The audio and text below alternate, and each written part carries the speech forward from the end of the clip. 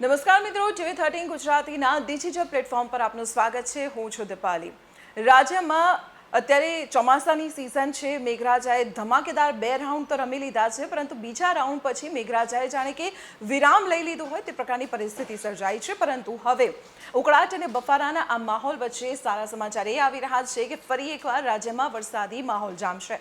હવામાન વિભાગનું કહેવું છે કે આવતીકાલથી રાજ્યના મોટાભાગના વિસ્તારોમાં હળવા ઝાપટા, ક્યાંક મધ્યમ વરસાદ તો ક્યાંક થંડરસ્ટોર્મ એક્ટિવિટી સાથે ભારે વરસાદની શક્યતાઓ પણ વ્યક્ત કરવામાં આવી છે। હવે આપણે વિન્ડી મારફતે સમજીએ કે આખરે કયા કયા વિસ્તારોમાં આગામી દિવસોમાં વરસાદી માહોલ રહેશે। તો ત્યારે હું વિન્ડીમાં આપને આજની પરિસ્થિતિ બતાવી રહી છું। જો કે આજે તો હવામાન વિભાગે જે આગાહી કરી છે અને વિન્ડીમાં પણ જોવા મળી રહ્યું છે તે પ્રકારે સમગ્ર ગુજરાતમાં વાદળછાયું વાતાવરણ જોવા મળી રહ્યું છે। કોઈ પણ જગ્યાએ અત્યારે વરસાદી માહોલ નથી। હા, ક્યાંક ગણ્યા ગાંઠ્યા છૂટાછવાયા ઝાપટા પડી રહ્યા છે, પરંતુ નોંધી શકાય તેવો કોઈ જ વરસાદ આજે જોવા નથી મળી રહ્યો। હવે ધીરે ધીરે આપણે આવતીકાલની સ્થિતિ ઉપર જઈશું।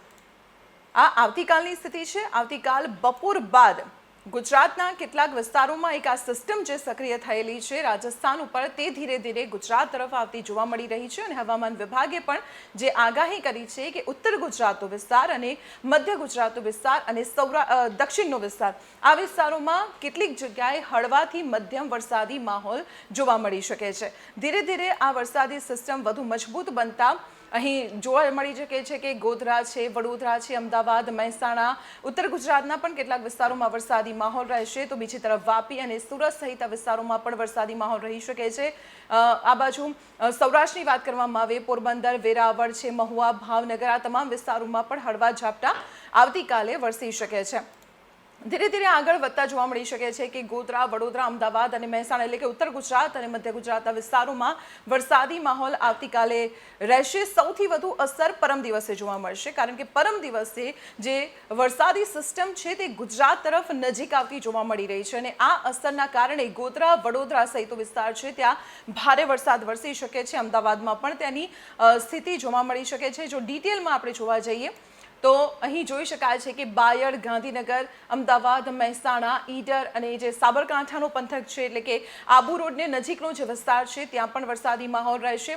મધ્ય ગુજરાતમાં વડોદરા છે, બોડેલી, રાજપીપળા, ભરૂચ, આ વિસ્તારોમાં પણ વરસાદ રહેશે। તો દક્ષિણમાં પણ વરસાદી માહોલ પરમ દિવસે જોવા મળી શકે છે। તેમાં ખાસ કરીને સુરત, નવસારી, વલસાડ અને વાપીમાં કેટલીક જગ્યાએ મધ્યમથી હળવા ઝાપટા વરસાદના જોવા મળી શકે છે। તો ધીરે ધીરે વરસાદી સિસ્ટમ આગળ વધશે અને પરમ દિવસે આખો દિવસ ગુજરાતના મોટાભાગના વિસ્તારોમાં વરસાદ રહેશે અને તેમાં બપોર પછીની જો વાત કરવામાં આવે, પરમ દિવસ એટલે કે 11મી તારીખની વાત છે, 11મી ઓગસ્ટે જોઈ શકાય છે કે ગાંધીનગર, અમદાવાદ, નડિયાદ અને બાયડ, આ ઉપરાંત ઉત્તર ગુજરાતમાં ઈડર સહિતના જે વિસ્તારો છે ત્યાં ભારેથી મધ્યમ વરસાદની શક્યતાઓ વ્યક્ત કરવામાં આવી રહી છે। ખાસ કરીને જે બોડેલી છે, દાહોદ છે, ત્યાં વરસાદનું રેડ એલર્ટ જોવા મળી રહ્યું છે।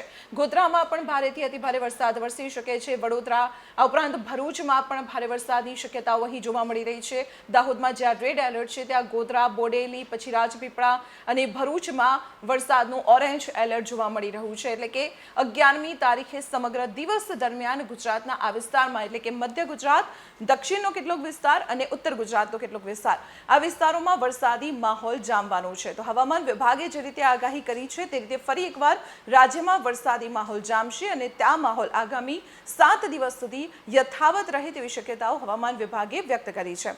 તો આવી જ પડે પડની અપડેટ માટે સતત જોડાયેલા રહો TV13 સાથે। મને આપશો રજા। નમસ્કાર।